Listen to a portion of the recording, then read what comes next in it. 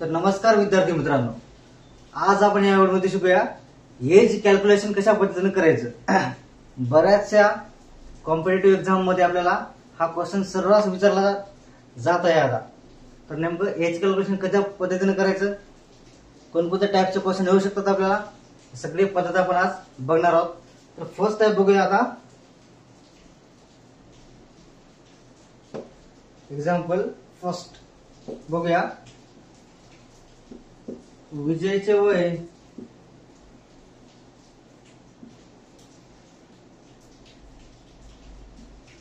20 वर्ष आहे।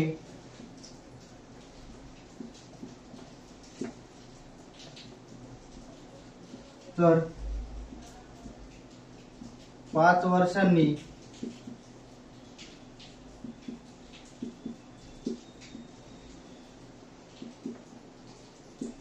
त्याचे वय किती असेल। तर बेसिक एक्झाम्पल आहे, याच्यापासूनच आपण सुरुवात करूया।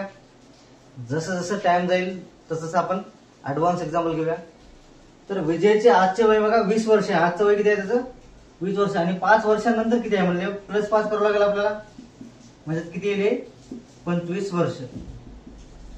तर विजयचे वय 5 वर्षांनंतर 25 वर्ष इतकं होईल। ठीक आहे, आता नेक्स्ट बघूया एक्झाम्पल।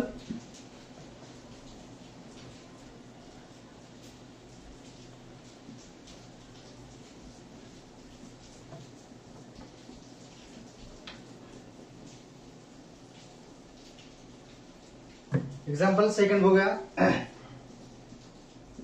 त्यामध्ये विजयचे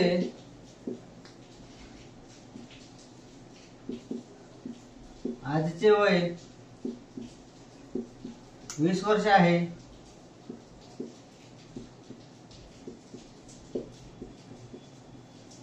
तर तो 5 वर्षांपूर्वी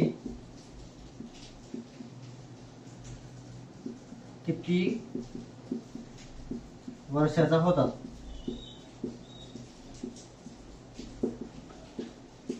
ठीक आहे, एक्झाम्पल मध्ये आजचं वय दिलेलं आहे आपल्याला आणि 5 वर्ष मागलं वय विचारलेलं आहे। तर आजचं वय किती आहे 20, 5 वर्ष पाठीमागे जायचं आपल्याला। मागल्या एक्झाम्पल मध्ये आपल्याला समोरील 5 वर्ष विचारलं, त्याच्यामुळे आपण बेरीज केली होती, सम केलं होतं। परंतु आता पाठीमागच्या 5 विचारल्यामुळे आपल्याला इथं मायनस करावं लागेल, त्याला वजाबाकी करावं लागेल। म्हणून 20 - 5 येईल 15 वर्ष। तर विजय हा 5 वर्षापूर्वी 15 वर्षाचा होता। तर 3 नंबरचं एक्झाम्पल मी लिहिलेलं आहे, त्याच्यामध्ये काय दिलं बघूया। विजयचे 10 वर्षापूर्वीचे वय 5 वर्ष होते। ठीक आहे, आपलं सेकंड नंबरचं जे एक्झाम्पल बघितलं होतं आपण की आजचं वय एवढं म्हणजे एवढं आहे, तर 5 वर्षापूर्वीचं किती। तर इथं तसंच विचारलं आहे बघा की 10 वर्षापूर्वीचे वय 5 वर्ष होते, तर त्याचे आणखी 3 वर्षानंतर वय किती। ठीक आहे, आपण एक जर असं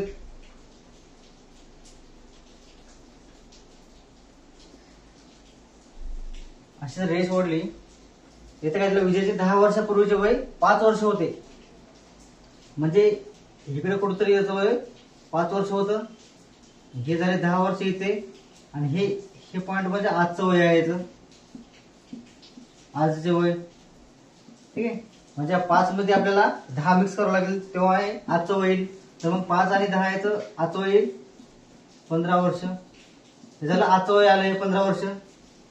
परत काय विचारलं आहे की त्याच्या आणखी 3 वर्षानंतर वय किती होईल। आता आणखीन आजच्या वयापासून पण आपल्याला समोर 3 वर्ष जावं लागेल, म्हणजे 15 अधिक 3 म्हणजे हे येईल 18 वर्ष।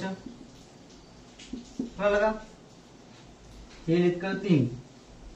तर बघा असंच एक्झाम्पल दिलेलं असेल तर आधी आपण काढायचं की त्याचं आजचं वय किती आहे। ठीक आहे, 10 वर्षापूर्वी दिलं होतं 5 वर्ष होतं, तर आपण आधी आजचं काढलं, म्हणजे 10 अधिक 5 केलं तर 15 आलं, आणि आजच्या वयापासून 3 वर्ष पुढचं विचारलं आपल्याला, त्याच्यामुळं 15 मध्ये आपण 3 ऍड केले, तसं आलं उत्तर 18 वर्ष। एक्झाम्पल आता 4 नंबरचं एक्झाम्पल बघूया आपण। याच्यामध्ये काय दिलेलं आहे तुम्हाला सांगतो की ए व बी यांच्या वयाचे गुणोत्तर 4:5 दिलेला आहे बघा. याचा थोडासा ऍडव्हान्स गणित आलेला आहे इथं. याच्यामध्ये आपल्याला गुणोत्तर दिलेलं आहे. तर आपण जे काही दिलं त्या गोष्टी मांडून घेऊ. तर एस बी किती 4 5 हे पहिल्या लाईनचा आपण मांडलेला आहे. नेक्स्ट लाईन बघा, ए चे वय 16 असेल तर बी चे वय किती. तर मग ए च्या खालीच आपण 16 लिहू आणि कितीला आपण प्रश्नार्थक चिन्ह देऊ.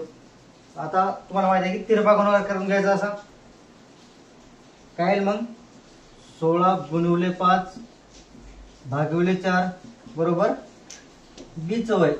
ठीक आहे, प्रश्नार्थक चिन्ह म्हणजे आपण बी चं वय. आता आपण याला भागाकार करून घेऊ. 4 एके 4 4 चौक 16 आणि 5 चौक 20 वर्ष असेल बी चं वय. कळलं का तुम्हाला. आणखीन थोडं ऍडव्हान्स गणित बघू आपण नेक्स्ट याच्यामध्ये. एक्झाम्पल 5. तर 5 एक्झाम्पल लिहून ठेवलेलं आहे मी. तर बघू नेमकं याच्यामध्ये डाटा कोणकोणता दिलेला आहे. तर वाचूया. ए व बी यांच्या वयाचे गुणोत्तर 3:2 आहे. आपण लिहून घेऊया. S B 3:2. नेक्स्ट लाईन वाचूया. त्यांच्या वयाची बेरीज 40 वर्ष असल्यास ए चे आजचे वय किती. त्या वयाची बेरीज दिली आहे बघा. मग काय करायचं, 3 वर ए चे जे गुणोत्तर दिलेलं आहे याचं 3 आहे ना, 3 वर लिहायचं आणि याच्या छेदामध्ये लिहायचं बघा याची बेरीज. कारण की याची बेरीज दिली आहे त्याच्यामुळं त्या गुणोत्तराची पण बेरीज करायची बघा. 3 आणि 2 5 आणि ही बेरीज किती आहे मध्ये 40 वर्ष. हे आपण तसं लिहून घ्यायचं आणि ह्याला आपण सॉल्व्ह करायचं होतं. 5 एक 5 5 8 40 आणि 8 त्रिक 24 वर्ष. तर आपल्या याचे आजचे वय असेल 24 वर्ष. कळलं का तुम्हाला कशा पद्धतीने काढायचं. तर आपल्या व्हिडिओ आवडला असेल तर व्हिडिओला लाईक करा, शेअर करा. कोणत्या टॉपिकवर व्हिडिओ पाहिजे असेल तर कमेंट करा आणि चॅनलला सबस्क्राईब करा. अशाच नवनवीन व्हिडिओसाठी धन्यवाद.